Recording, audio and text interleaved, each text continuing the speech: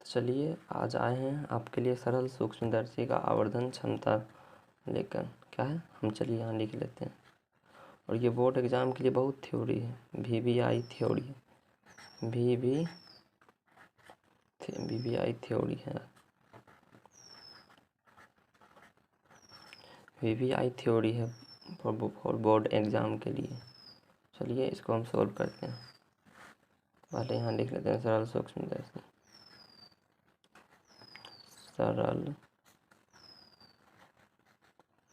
सरल सूक्ष्मदर्शी, सरल सूक्ष्मदर्शी का आवर्धन क्षमता, सरल सूक्ष्मदर्शी का आवर्धन क्षमता।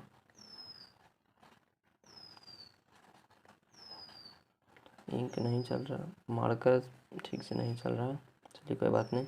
सरल सूक्ष्मदर्शी का आवर्धन क्षमता, चलिए इसे हम सिद्ध करते हैं। पहले इसे एक डायग्राम बनाते हैं, चित्र समझते होंगे। चलिए आप यहाँ एक डायग्राम बनाते हैं। ये रहा,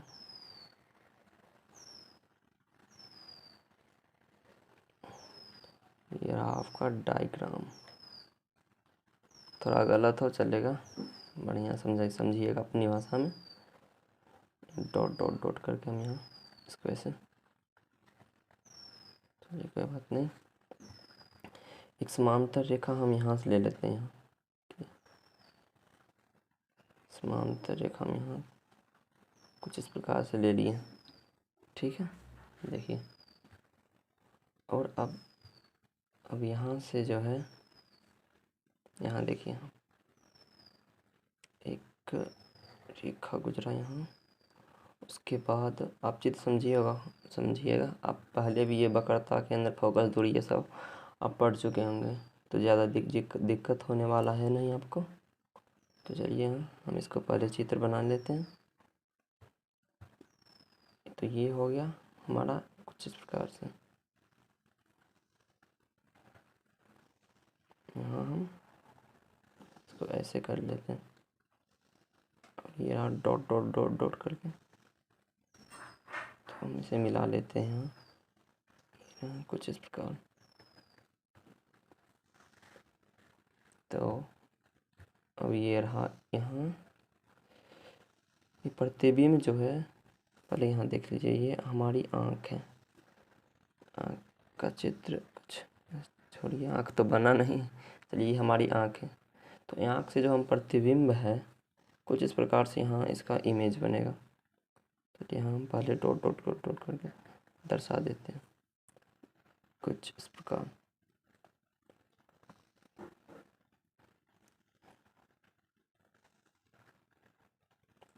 थोड़ा दिक्कत हो चित्र समझने, थोड़ा बढ़िया समझिएगा कुछ इस प्रकार से। अब यहाँ इसका क्या क्या मान हो, क्या क्या नाम हो, तो हम लिख देते हैं। पहले ये जो है प्रतिबिंब ए डैश, और यहाँ बी डैश हम यहाँ लिख लेते हैं ए डैश, और यहाँ लिख लेते हैं बी डैश। और फिर यहाँ हो जाएगा हमारा, यहाँ इसको ए लिख लेते हैं, इसको बी लिख लेते हैं। ये ए और बी है, तो इसलिए हम यहाँ ए डैश और बी डैश लिए हैं। आप और कुछ भी मान सकते हैं। और यहाँ हम ले लेते हैं ए double dash, A double dash, ठीक है। तो फिर आप देखिए यहाँ एक कोण बनेगा, जो कि होगा, ये कोण एक बनेगा यहाँ अल्फा कोण, ये होगा यहाँ बीटा। एक कोण बना यहाँ, ये बीटा, थोड़ा बढ़िया समझिएगा। और ये यहाँ फिर एक कोण यहाँ बनेगा, यहाँ बनेगा एक अल्फा, ये बीटा हो गया और ये अल्फा। तो यहाँ ओ हो जाएगा, ओ है ये ओ, ठीक है। तो चलिए आगे बढ़ते हैं हम। तो इसका ये कंप्लीट हुआ, अल्फा बीटा सब कुछ यहाँ तक। अब देखिए क्या होगा, ये आवर्धन क्षमता बढ़ गया। लिखने भी ज़रूरी होगा, तो हम आवर्धन क्षमता लिखते हैं यहाँ। आवर्धन क्षमता क्या है, क्योंकि सरल सूक्ष्मदर्शी से आवर्धन क्षमता है, तो आवर्धन क्षमता लिखना तो ज़रूरी है। तो मैं लिख लेते हैं आवर्धन क्षमता। आवर्धन क्षमता, आवर्धन क्षमता। चलिए आवर्धन क्षमता यहाँ लिखते हैं। प्रतिबिंब द्वारा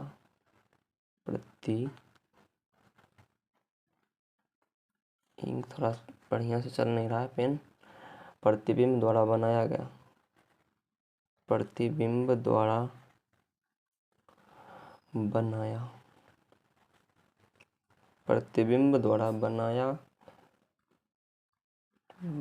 गया कोण, प्रतिबिंब द्वारा बनाया कोण, तो क्या हो गया? प्रतिबिंब द्वारा बनाया गया कोण बीटा, प्रतिबिंब द्वारा बनाया गया कोण बीटा हो तथा प्रतिबिंब द्वारा बनाया गया कोण बीटा हो तथा वस्तु द्वारा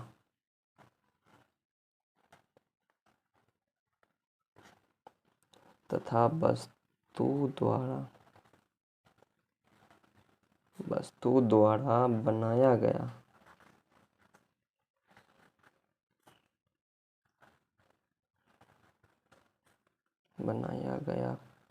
कोण अल्फा। क्या होगा? प्रतिबिंब, तो देखिए प्रतिबिंब द्वारा बनाया गया कोण बीटा, ये बी नहीं है, ये बीटा है। प्रतिबिंब द्वारा बनाया गया कोण बीटा हो तथा वस्तु द्वारा बनाया गया कोण अल्फा के लिए अल्फा के अनुपात, देखिए अल्फा के अनुपात हम पहले लिख लेते हैं, उसके बाद आपको हम समझा देते हैं ये क्या है। अल्फा के अनुपात आप ध्यान से समझिएगा, हम पहले इसे पूरा लिख लेते हैं।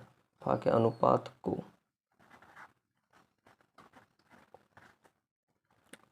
आवर्धन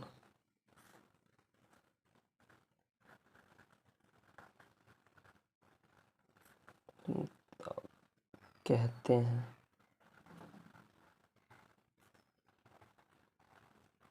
देखिए आप यहाँ आपको हम समझाते हैं पूरी बढ़िया से। ये सरल सूक्ष्मदर्शी का कर लिया, आवर्धन क्षमता है तो आवर्धन क्षमता हम लिख लिए।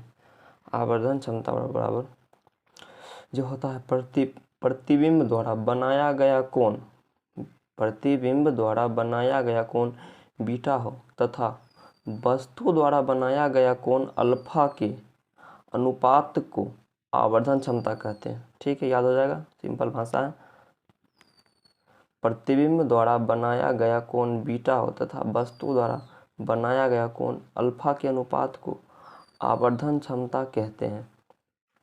तो चलिए आगे, और इसे जो आवर्धन क्षमता है ना, इसे m से डिनोट किया जाता है, तो इसे हम यहाँ लिख लेते हैं। इसे m से डिनोट किया जाता है, इसे और स्मॉल m, इसे m से डिनोट किया जाता है।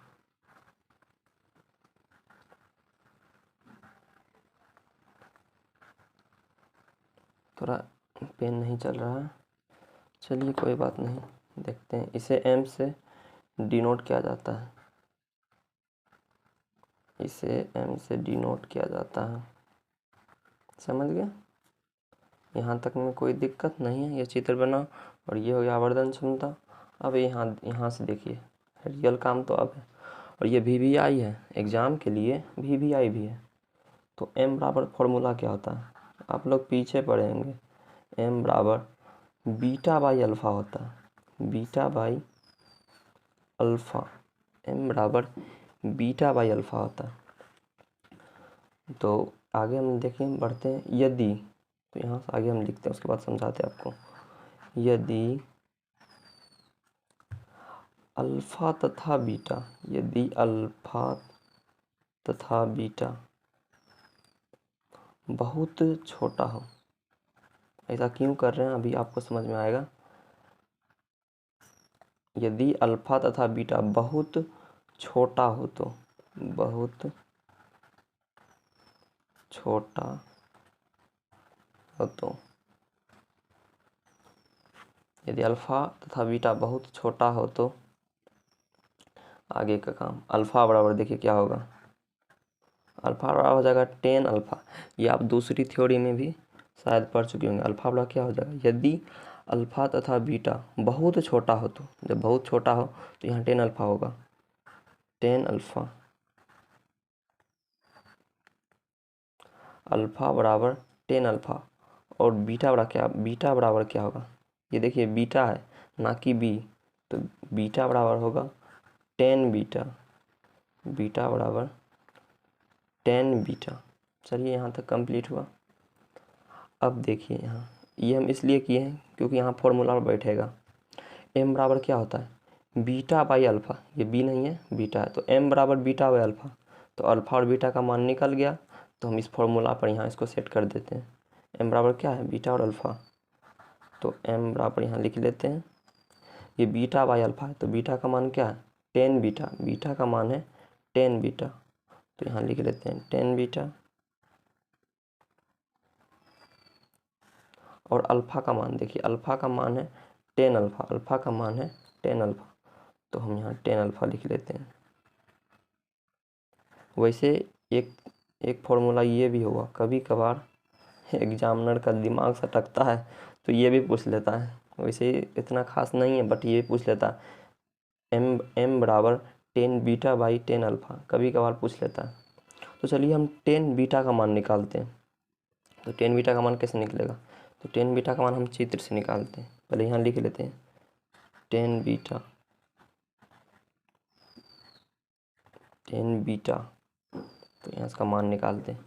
ये देखिए बीटा का मान यहाँ होगा, तो ये एक है समकोण त्रिभुज, ये है समकोण त्रिभुज, तो इसका ये परपेंडिकुलर, क्योंकि आप पढ़े होंगे मैथ में भी, इसका होता है p by B, tan theta बराबर या टेन बी, तो यहाँ इसका फॉर्मूला भी होता है p बाई बी। चलिए तो टेन p क्या होगा, परपेंडिकुलर a और b हो जाएगा। यहाँ देखिए आप बढ़िया से, a और b, तो a और b ये होगा p, तो यहाँ हम लिख लेते हैं p क्या है, a और b, p हो गया a और b। और यहाँ नीचे क्या क्या का ज़रूरी है हमें, बेस, तो बेस क्या है b और o, तो b और o को हम लिख सकते हैं o और b, ठीक है। वैसे इसका कोई ज़रूरी नहीं है, बस आपको समझाने के लिए ले लिए। चलिए तो टेन बीटा का मान निकल गया, टेन बीटा बड़ा आ गया A B by O B, tan beta का मान A B by O B. चलिए टेन अल्फ़ा का मान निकालते हैं, ये भी उसी प्रकार से निकलेगा टेन अल्फ़ा। तो टेन अल्फ़ा यहाँ देखिए आप, अल्फ़ा कहाँ है यहाँ, तो ये पूरी सिंपल इसी प्रोसेस होगा यहीं पर, यहाँ पर भी। तो ए बी है, तो यहाँ क्या हो जाएगा, ये भी समकोण त्रिभुज है और p बाई बी होता है, तो p ये है और b ये है, तो यहाँ भी उसी प्रकार हो जाएगा a डबल डैश, ये नहीं है a डबल डैश, और क्या है a डबल डैश, और ये है b डैश, तो a डबल डैश और b डैश, भाई में क्या होगा b, ये b डैश है और ये, तो यहाँ से यहाँ तक ये b डैश और ये b यहाँ तक पूरा हो जाएगा। तो हम यहाँ लिख लेते हैं o b डैश। चलिए यहाँ तक आपका कंप्लीट हुआ, और इसको हम समीकरण एक मान लेते हैं, इसको हम समीकरण एक मान लेते हैं, और इसको मान लेते हैं समीकरण दो, ठीक है। तो देखिए यहाँ तक कंप्लीट हो गया है, हम समीकरण इसको समीकरण एक मान लिए, टेन बीटा और ए बाई बी, ए बी और ओ बी, समीकरण एक और समीकरण दो। चलिए दूसरा पेज ले लेते हैं यहाँ पे। तो समीकरण एक और दो जो है ये है ना, इसको हम भाग दे देते हैं, इसको इधर लिख लेते हैं समीकरण एक और दो, तो यहाँ इस तरह हम लिख लेते हैं समीकरण,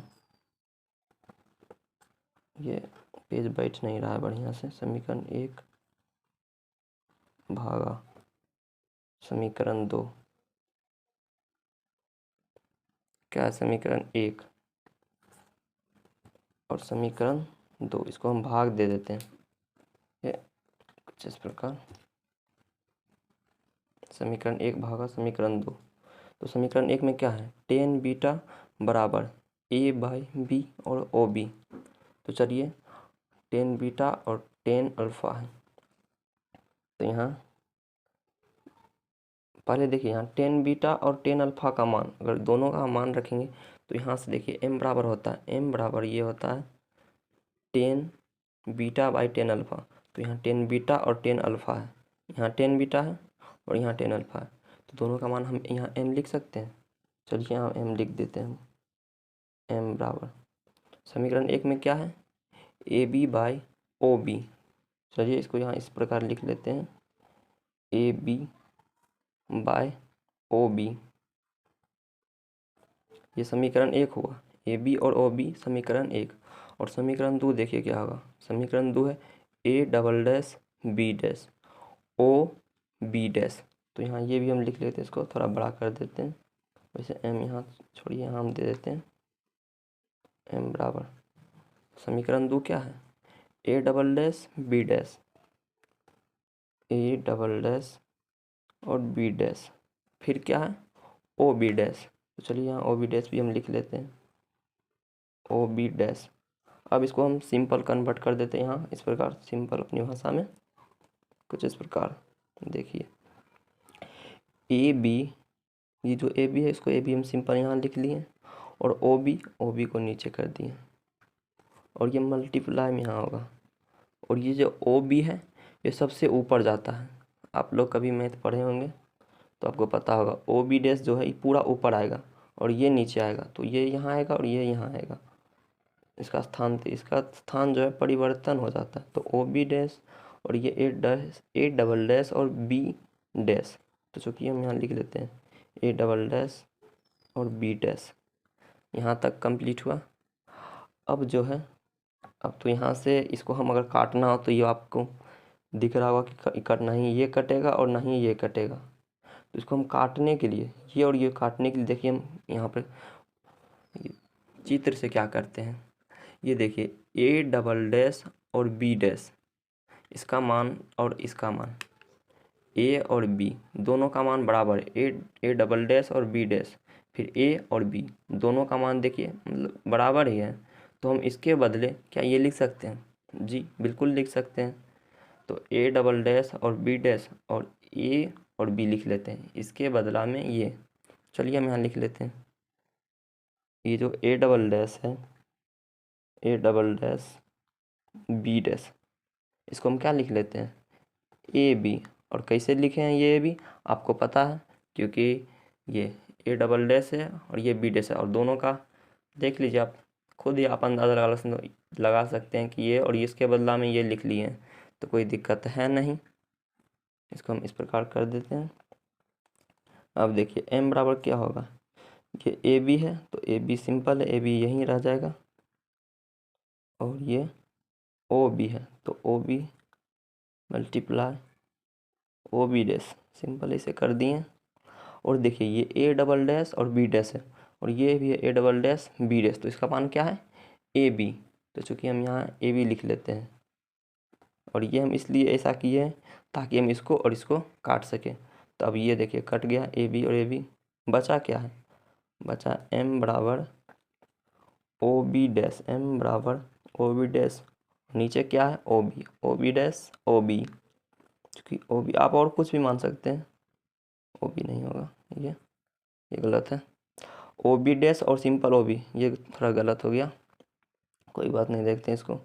अब फिर ये m बराबर क्या होगा ओ बी डैश, अब ओ बी डैश का मान क्या होगा, तो यहाँ तो लिखना होगा, ऐसे तो फॉर्मूला होगा नहीं।